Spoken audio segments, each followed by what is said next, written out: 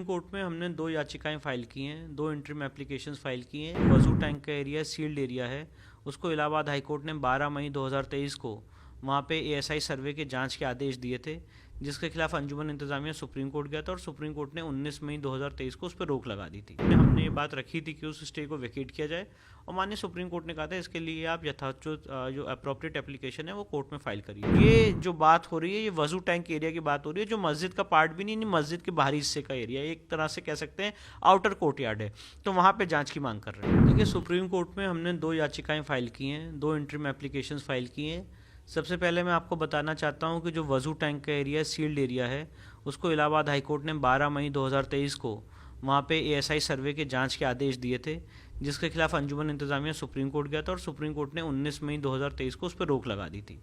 Supreme court में जो past hearing हुई थी तो उसमें हमने ये बात रखी थी कि उस स्टे को वेकेट किया जाए और माननीय सुप्रीम कोर्ट ने कहा था इसके लिए आप यथाचित जो अप्रोप्रिएट एप्लीकेशन है वो कोर्ट में फाइल करिए। तो आज हमने उस स्टे वेकेशन की एप्लीकेशन माननीय सुप्रीम कोर्ट में दाखिल की है। साथ ही साथ हमने ये मांग की है कि जो सील्ड एरिया है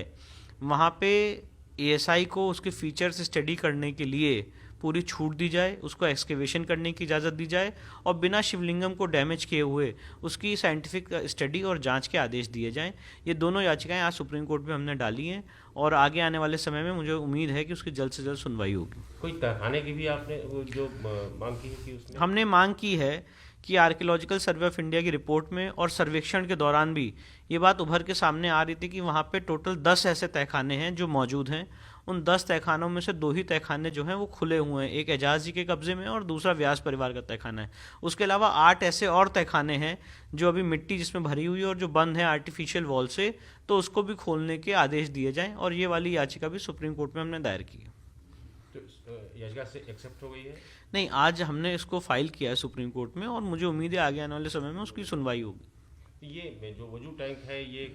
इस याचिका से क्लियर हो जाएगा कि ये शिवलिंग है या फाउंटेन? बिल्कुल, देखिए हमारा ऐसा मानना है कि जो 16 मई 2022 को वहाँ पे शिवलिंग बरामद हुआ था वो शिवलिंग ही है, वो फाउंटेन नहीं है और अंजुमन इंतजामिया उसको फाउंटेन कह रहा है। तो जाहिर तौर पर बात है कि अगर एक पक्ष कह रहा है कि ये फाउंटेन है, दूसरा पक्ष ये कह रहा है कि ये शिवलिंग है, तो उसकी सिर्फ और सिर्फ एक एएसआई जांच से ही ये साबित हो सकता है। और अगर उसके फीचर्स स्टडी करने के, ये वर्ड को ज़रा नोट करिएगा, अगर उस एरिया के फीचर्स स्टडी करने की छूट एएसआई को दी जाएगी तो बिना उस जगह को डैमेज किए हुए सिर्फ दीवारें हटा के जो आर्टिफिशियल वॉल्स हैं वो पूरा साबित हो जाएगा कि वो शिवलिंग की क्या लेंथ और ब्रेथ है और उसके नीचे क्या क्या चीज़ें मौजूद हैं। और इस पूरी एक्सरसाइज में कोई ना डैमेज होने वाला है स्ट्रक्चर को। और ये जो बात हो रही है ये वजू टैंक एरिया की बात हो रही है, जो मस्जिद का पार्ट भी नहीं, मस्जिद के बाहरी हिस्से का एरिया, एक तरह से कह सकते हैं आउटर कोर्ट यार्ड है, तो वहाँ पर जाँच की मांग कर रहे हैं।